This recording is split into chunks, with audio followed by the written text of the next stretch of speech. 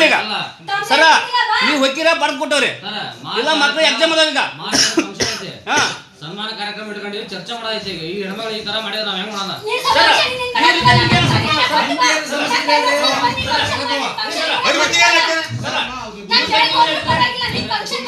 ಅಲ್ರಿ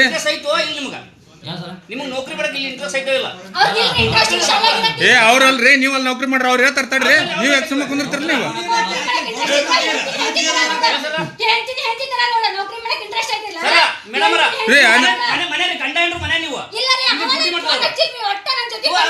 ಅಲ್ರಿ ಸಾಲಿ ಬಂದ್ ಮಾಡೋದ್ ಏನೈತ್ರಿ ಹಿಂಗತಿ